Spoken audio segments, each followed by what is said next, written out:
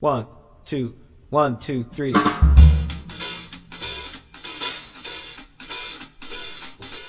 What's up, everybody? Welcome back to my channel. I hope you guys are all having a spectacular day. Okay, we are strutting right along with stuff related to the theater industry. Today, I figured I'd talk to you guys about the best things about touring in a national tour and the worst things about touring in a national tour. So I have performed on 3 national tours. I did the Elf tour twice, and then I did a full year on the national tour of Cats. And I feel like I have a decent amount of knowledge about what's really great about touring and what are the not so great things about touring. But before we get started, please don't forget to subscribe because it'll really support my channel. So the reason that I want to talk about this is because I've actually been seeing on Actors Access that there's a lot of non-union tours auditioning and international tours auditioning, and I feel like when things start to open back up, tours are going to be auditioning as well. So I figured I'd let you guys know what it's like to be on tour with a Broadway show. So let's talk about the best things about touring. The first thing that I can think of that comes to mind is that you get paid to travel. You get paid to travel. They pay for your flight, they pay for lodging most of the time, they pay for all of the travel, all of your expenses, all of that kind of stuff. I mean, obviously, you have to pay for food and all of that, but they put you up. I'll do a little bit of an explanation about different contracts. So we were on a SETA contract, which means that they offer housing for you, so you can stay in the company hotel in which they pay for that. You get a per diem separate from that, which means that your food expenses for the week as part of your salary. And if you don't want to take the hotel option, you can take the buyout and then go get an Airbnb. So a lot of people like to save money that way by taking the buyout and spending less money on an Airbnb, and you actually get to pocket that per diem money, which is nice. The other thing about Airbnb, that's the second good thing about touring, is that you can stay in Airbnbs in all of the places that you travel to or all of the touring stops that you go to, which gives you more of a local experience to wherever you're staying. When we did Cats, we Airbnb'd a lot. We stayed in an Airbnb in LA because we were in LA for a month and I wanted to live in LA and not be in a hotel. We stayed in an Airbnb in Chicago. We stayed in an Airbnb in Toronto. We stayed in an Airbnb in Tucson, Arizona, which was a wild, fun time. We had a pool. It was so much fun. We did a lot of Airbnbs, and Airbnb is great. Oh, we did an Airbnb in Washington, D.C. It just gives you a sense of the local area, and you get to live in a specific part of town, and sometimes the company will give you a car too, which is nice. So that's the second best thing about touring is Airbnb. You get to use your money to live locally, which is awesome. The third thing that can come to my mind about the best thing about being on tour is that you get to live with your friends. So obviously, if you are in musical theater or you're in the theater industry, you know that when you rehearse, the bonds form instantly and you kind of attach to your people instantly, and you get to live with them. A lot of people double up on an Airbnb. A lot of people double up in the hotel room, so you can have a single bedroom in the hotel room, or you can double up and actually get more per diem in the hotel room, which is really, really cool. So,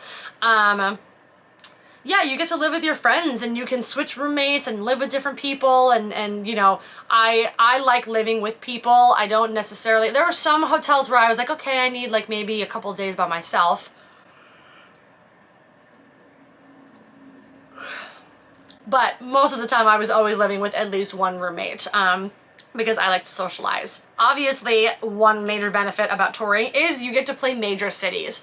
So if you're on a first national tour, where what that means is it's the first time that it's going out, you play all the big cities. You play LA, Chicago, Atlanta, Toronto, not Toronto, Toronto, you know, all of the big cities that are not New York City, and you get to play the big theaters, and the houses are huge and the audiences are amazing, and you get that city life. It's just so thrilling and so much fun, and all of the theaters all across the country are so magical and special and different and have their own history. So obviously that's a huge part. I feel like when you tour, it's a bucket list to play the Kennedy Center, which we did. It's a bucket list to play Chicago, and it's a bucket list to play Atlanta because Atlanta is a 4,500 seat house, and it's a bucket list to play the Paramount in LA.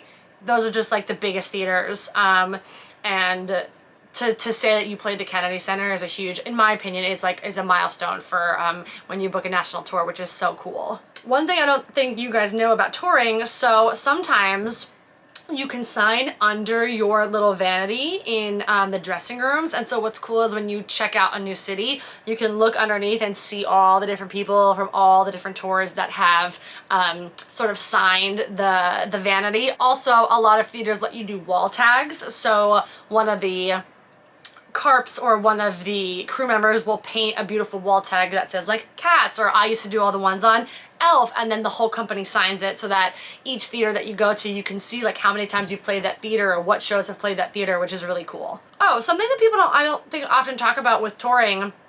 So a lot of the times you'll fly, unless it's a bus and truck tour, which are mostly non-union tours, but even on Elf we flew a lot. So what they don't tell you is that you can register for airline mile points with every airline that you're going to be flying, and then when the company books your ticket, you can put your mile number on and you can start to accrue points with those airlines. So like I've got a ton of airline mile points with a United, American Airlines, all these different things. And I feel like people don't talk about that a lot because they assume that if the company books it that it's not under your name, but it is under your name and you actually end up getting those points, which is really cool.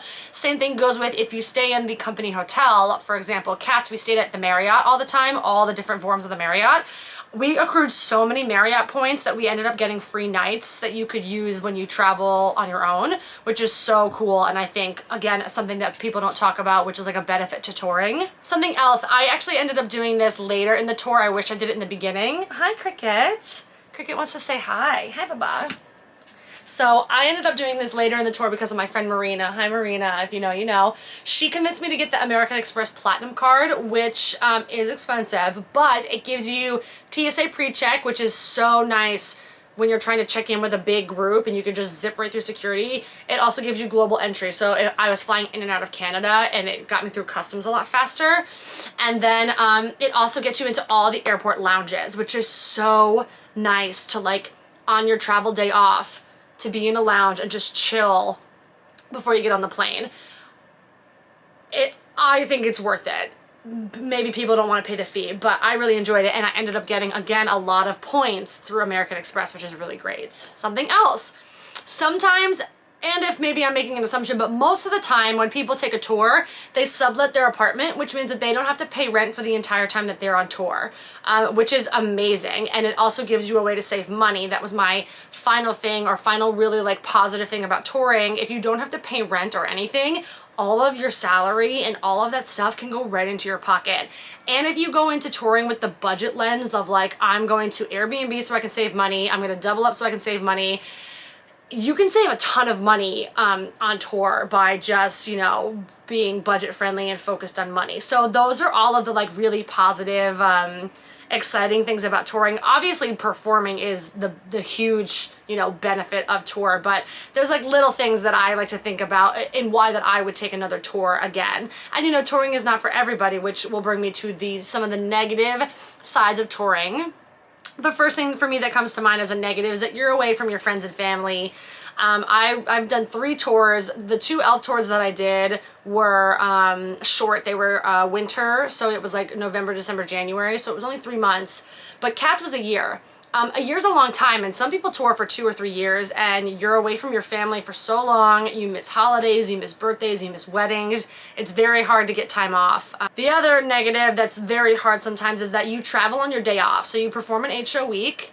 Hi Cosmo, are you jealous? These boys. Are you jealous? Oh. Another negative is that you are traveling on your day off, which can really suck sometimes. You do an 8-show week and then you have to, boys, you do an 8-show week and then you have to get up at like 5 or 6 or 7 o'clock in the morning and get on a plane and go to the next place and or get on a bus. You know, when we, when we did Elf, when I did Elf for the first time, we're on the West Coast, but we bussed a lot. And so, you know, I would sleep on the floor because sitting in a chair for 12 hours on a bus can really like damage your body. So you know, there's that element of it, is that you don't ever really get a day off, because the day off that you get is traveling, unless you're in a city for 4 weeks, right? Then you get that Monday off, which is nice, which again, when you're talking about first national tours, you tend to do long sit downs. The tours that have been around for a while, you tend to do 1 weekers, which means you're always traveling on your day off. So that can get really hard. Related to that, sometimes you do a 10-show week or a split week, which means you do 10 shows in a week and then you have to travel, or you do 3 shows in a city, you have to get on a bus, travel, and then do a show in another city on the next day. Those are very difficult, and very difficult on your mental health and your body and the crew, and the whole thing is just not fun. Those are the really hard weeks. Obviously, the whole tour is not like that. I don't know that anybody, crew, cast, anybody could sustain split weeks all the time, but yeah, and those are the types of weeks that you just have to push through and like be grateful for the show and be grateful for the job, and just know that you're gonna get through it somehow.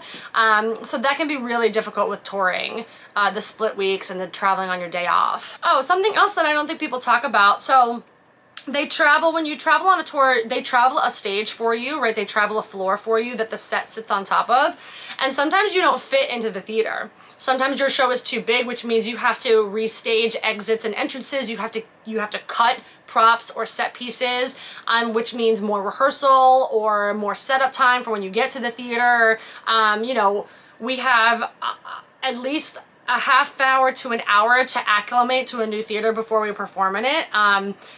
As you tour more and more, it gets easier and you just sort of adapt every time you walk in. But in the beginning, it can be very hard, because you have to like almost reset a bunch of stuff every new house that you play, which can be, if you're not used to touring, that can be a little jarring, right? Because you go in with this set show that normally is supposed to stay set, and it can change at any point depending on the size of the theater that you're playing. Another thing that I don't think people realize, and this includes Broadway shows, we rehearse all the time.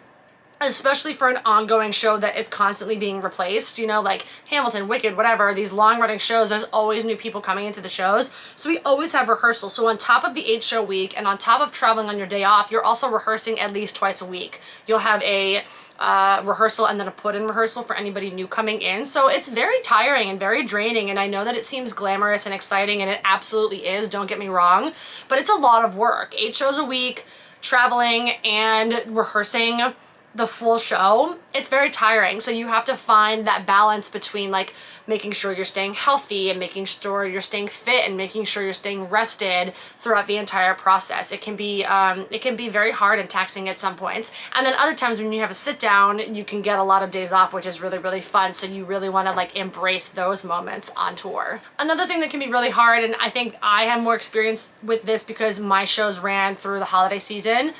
You're performing on Thanksgiving, you're performing on Christmas, you're performing on New Year's, and you don't really get to celebrate any of that. It's nice. When I did Elf both times, they sort of threw us a Thanksgiving dinner, or we cooked a Thanksgiving dinner, and they threw us a Christmas party, which was really, really nice, and it made it feel like you were actually celebrating, sorry, this fuzz.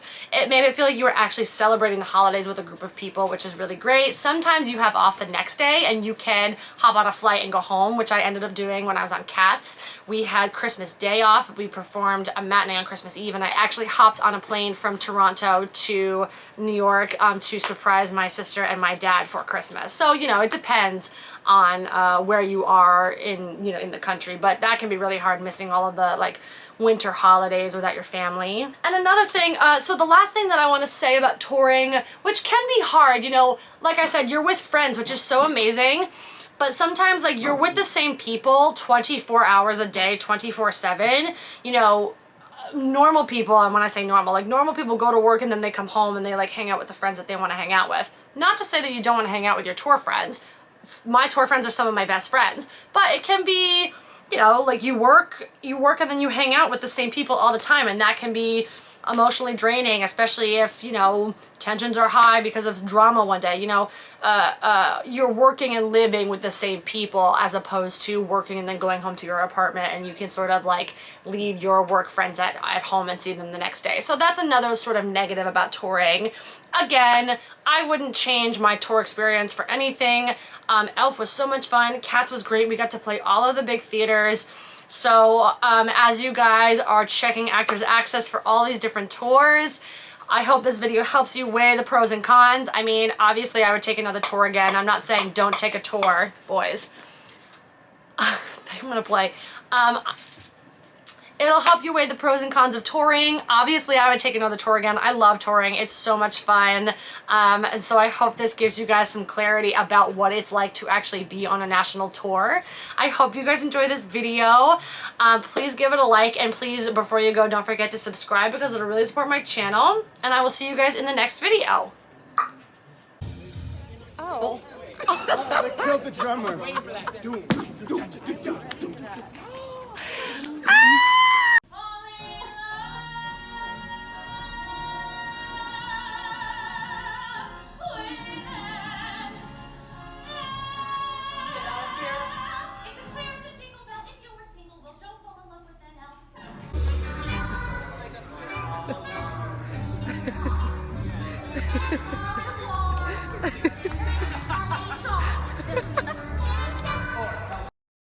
God, what is happening here? Mustaches, cackety cack. That was the perfect way to end this little video.